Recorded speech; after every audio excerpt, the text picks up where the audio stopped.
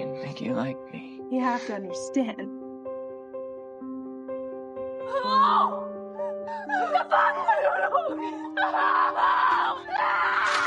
कहानी एक छोटे से शहर के बाहरी इलाके में एक डरावनी घटना से शुरू होती है। दो जवान लड़कियां कुछ हथियारबंद अपराधियों के चंगुल में फंस जाती हैं। डर के मारे उनकी हालत बिगड़ जाती है। उन्हें उनकी हर बात मानने के लिए मजबूर किया जाता है, क्योंकि उन्हें जरा सी भी गलती के लिए धमकाया जाता है। कहानी में हम केटी और स्लोइन नाम की दो सबसे अच्छी दोस्तों को देखते हैं। दोनों एक ट्रिप पर जाना चाहती थीं। इसके लिए उन्होंने पैसे कमाने के लिए पहले 1 महीने तक खेत में काम करने का फैसला किया। अगली सुबह उनके चाचा जेसन, जो एक FBI एजेंट थे, उन्हें बस स्टैंड पर छोड़ने आते हैं। जाने से पहले वह बार बार उन दोनों को अलर्ट रहने के लिए कहते हैं। अगर सब ठीक था तो उन्हें कोड वर्ड एप्पल भेजना था और उसके बाद के हर मैसेज में उन्हें एक नया कोड वर्ड इस्तेमाल करना था। इससे जेसन को पता चल जाता कि वे सच में सुरक्षित हैं। जेसन के जाने के बाद दोनों को एहसास होता है कि बस आने में अभी 1 घंटा बाकी है। टाइम पास करने के लिए वे पास के एक कैफे में चली जाती हैं। कुछ देर बाद 2 जवान लड़के आते हैं और उनसे बातें करने लगते हैं। बातचीत के दौरान केटी और स्लोइन अपना परिचय देते हैं। दोनों लड़के खुद को सगे भाई बताते हैं। बड़े भाई का नाम जैड था और छोटे का नाम लुकास। जल्द ही चारों के बीच अच्छी बातचीत शुरू हो जाती है। थोड़ी देर बाद जैड और लुकास दोनों लड़कियों को फार्म तक छोड़ने का ऑफर देते हैं। पहले तो केटी इसके लिए तैयार नहीं होती, लेकिन स्लोइन उसे मना लेती है।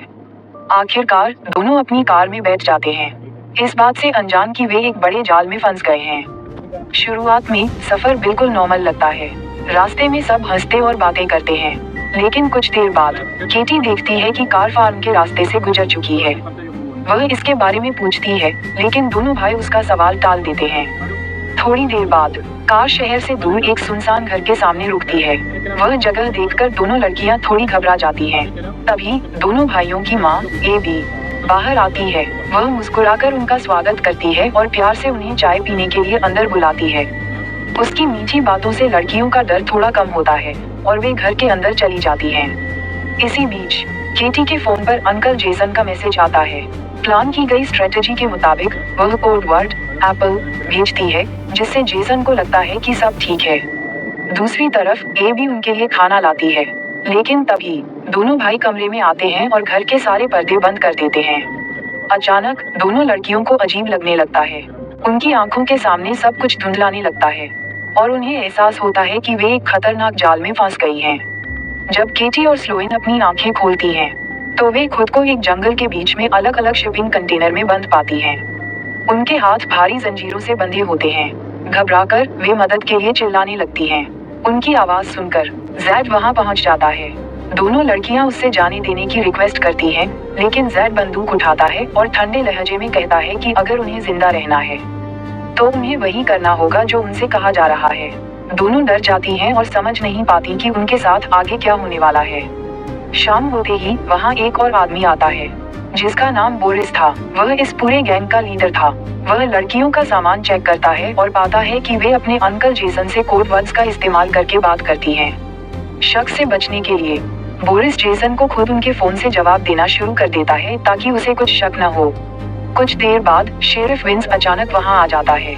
उसे देखकर दोनों लड़कियों को उम्मीद की एक किरण दिखती है। वे तुरंत उसकी ओर दौड़ती हैं। विंस अपनी बंदूक निकालता है और दोनों भाइयों पर तान देता है। एक पल के लिए ऐसा लगता है कि उनकी जान बच गई है, लेकिन अगले ही पल सच्चाई सामने आ जाती है। ये सब सिर्फ एक नाटक था। विंस भी उसी गैंग का हिस्सा था। दोनों लड़कियां हैरान रह जाती हैं। वे जैड से गुजारिश करती हैं कि उन्हें अकेला न छोड़े, लेकिन वह उनकी एक न सुनता है और उन्हें वापस कंटेनर में बंद कर देता है। थोड़ी देर बाद एक और आदमी स्लोइन के कंटेनर में जाता है। स्लोइन पूरी ताकत से उससे लड़ती है, लेकिन उसकी कोशिश नाकाम हो जाती है। दूसरी ओर केटी अपनी दोस्त की चीखें सुनने के बावजूद उसकी मदद नहीं कर पाती। वह डर से कांपते हुए बेबस होकर सब कुछ सुनने को मजबूर है। इसी दौरान जंगल से एक अजीब सी आवाज आती है। आवाज सुनकर दोनों भाई तुरंत अलर्ट हो जाते हैं। वे जल्दी से दोनों लड़कियों के सिर पर काले रंग के हुड डाल देते हैं, ताकि वे आने वाले का चेहरा न देख सके। उनके बर्ताव से साफ पता चल रहा था कि कोई बहुत खास आने वाला है। कुछ देर बाद जब लड़कियों के सिर से हुड हटाए जाते हैं, तो सामने का नजारा देखकर उनके होश उड़ जाते हैं। एक अजीब आदमी उनके सामने खड़ा था। जिसने सुअर का मास्क पहना हुआ था। उसे देखकर दोनों डर के मारे चीख पड़ती हैं। कहानी आगे बढ़ती है। सुअर के मास्क वाला अजीब आदमी सीधे स्लोइन की तरफ इशारा करता है। स्लोइन डर के मारे रोने लगती है और उसे जबरदस्ती वहां से ले जाया जाता है। कुछ मिनट बाद वह आदमी शांत चेहरे के साथ चला जाता है। थोड़ी देर बाद जब केटी स्लोइन को फिर से देखती है तो वह एक कोने में बैठी बेकाबू होकर रो रही होती है। केटी को पूरी बात समझ नहीं आती, लेकिन अपनी दोस्त की हालत देखकर उसे एहसास होता है कि उसके साथ कुछ बहुत बुरा हुआ है। दूसरी तरफ अंकल जेसन को लड़कियों के मैसेज पर शक होने लगता है। उसे लगता है कि जवाब पहले जैसे नहीं है। सच जानने के लिए वह सीधे लोकल पुलिस स्टेशन जाता है। हालांकि उसे नहीं पता था कि इस पूरे गैंग के तार पुलिस में कुछ लोगों से भी जुड़े हुए हैं। जेसन के FBI एजेंट होने के बावजूद विंस उसकी बातों से बिल्कुल भी नहीं घबराता। वह शांति से उसे घर जाकर इंतजार करने को कहता है और भरोसा दिलाता है कि पुलिस लड़कियों को पूरे शहर में ढूंढेगी। लेकिन विंस को नहीं पता था कि केटी और स्लोइन ने अब अपनी जान जोखिम में डालकर भागने का फैसला कर लिया है। केटी धीरे धीरे वहां मौजूद एक गार्ड से बात करना शुरू करती है। वह उसका भरोसा जीतने की कोशिश करती है। गार्ड को लगता है कि सब कुछ उसके कंट्रोल में है, इसलिए वह बेफिक्र हो जाता है। केटी इसी मौके का इंतजार कर रही थी। मौका पाकर वह उस पर हमला कर देती है। थोड़ी देर की हाथापाई के बाद गार्ड जमीन पर गिर जाता है। इसके बाद दोनों लड़कियां अपनी चेन खोलती हैं और वहां से भाग जाती हैं। कुछ देर बाद जब विंस वापस आता है तो दोनों पहले ही जा चुकी होती हैं। थोड़ी देर बाद उन्हें एक गाड़ी मिलती है और वे उसमें बैठकर चले जाते हैं। शहर से बाहर निकलते समय उनकी नजर सड़क किनारे खड़ी दो जवान लड़कियों पर पड़ती है। उन्हें देखकर केटी और स्लोइन को अपना डरावना अनुभव याद आ जाता है।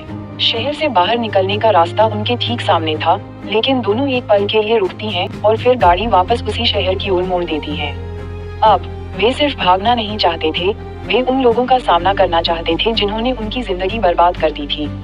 सबसे पहले दोनों एक छोटी सी दुकान पर पहुंचते हैं। वहां से वे अपना जरूरी सामान इकट्ठा करते हैं। अगर उनके साथ ऐसा नहीं हुआ होता तो वे अभी भी आम लड़कियों की तरह अपनी पढ़ाई और ट्रिप की तैयारी कर रहे होते। लेकिन अब उनका इरादा बदल गया था। दुकान के मालिक से फ्यूल लेने के बाद दोनों निकल जाते हैं। दुकान का मालिक उन्हें हैरानी से जाते हुए देखता है। दूसरी तरफ बोरिस को जरा भी अंदाजा नहीं था कि खतरा उसकी तरफ आ रहा है। वह अपने घर में आराम कर रहा था कि अचानक अंदर तेज म्यूजिक बजने लगता है। बोरिस को तुरंत शक होता है कि कुछ गड़बड़ है। वह एक हथियार उठाता है और बाहर निकल जाता है, लेकिन तब तक बहुत देर हो चुकी होती है। केटी और स्लोइन मिलकर उसे पकड़ लेती हैं और डाइनिंग टेबल से बांध देती हैं। अपनी जान बचाने के लिए बोरिस भीख मांगने लगता है। वह कहता है कि उसके पास बहुत सारा पैसा है और अगर वे उसे जाने देंगे तो वह सब उन्हें दे देगा। दोनों एक दूसरे को देखते हैं, मुस्कुराते हैं और सहमत होने का नाटक करते हैं। बोरिस बताता है कि पैसा दूसरे कमरे में रखे एक टूल बॉक्स में है। केटी वहां जाकर देखती है और सच में बॉक्स के अंदर बहुत सारा पैसा पाती है। हालांकि पैसे के साथ उसे एक पिस्तौल भी मिलती है। इस बीच जेसन अपनी जांच जारी रखता है। पुलिस स्टेशन से निकलने के बाद वह एक डाइनर में पहुंचता है और वहां के लोगों से पूछताछ करता है। डाइनर के मालिक ने बताया कि उसने आखिरी बार दोनों लड़कियों को एक नीले पिकअप ट्रक में जाते देखा था। ये सुराग मिलने पर जेसन गाड़ी के रजिस्ट्रेशन ऑफिस पहुंचता है। बहाना बनाकर वह उस ट्रक की डिटेल्स लेता है और बोरिस का पता लेता है। बिना समय बर्बाद किए वह तुरंत वहां पहुंच जाता है। घर के अंदर से तेज चीख सुनकर जेसन दरवाजा तोड़ता है और अंदर भागता है। घर के अंदर पूरी तरह से बिखरा हुआ था और बोरिस बहुत बुरी हालत में पड़ा था। जेसन उससे कुछ पूछने ही वाला होता है कि बाहर से एक गाड़ी स्टार्ट होने की आवाज आती है। वह तुरंत बाहर भागता है। इत्तेफाक से वह उसी सड़क से गुजरता है जहां से केटी और स्लोइन निकल रही होती हैं, लेकिन वे एक दूसरे को पहचान नहीं पाती। अब लड़कियों का अगला टारगेट कोई और था। दबाव में आकर बोरिस ने उस आदमी का राज बता दिया था जो हमेशा सुअर का मास्क पहनता था।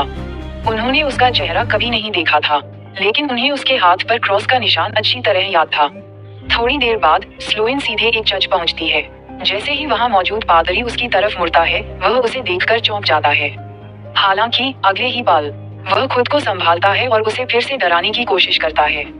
उसे पूरा भरोसा था कि वह अभी भी स्लोइन पर हावी हो सकता है, लेकिन इससे पहले कि वह कुछ और कह पाता, केटी पीछे से आती है और उसे एक ही झटके में बेहोश कर देती है। इसके बाद दोनों उसे एक गाड़ी से मजबूती से बांध देती हैं और उसे लेकर भाग जाती हैं।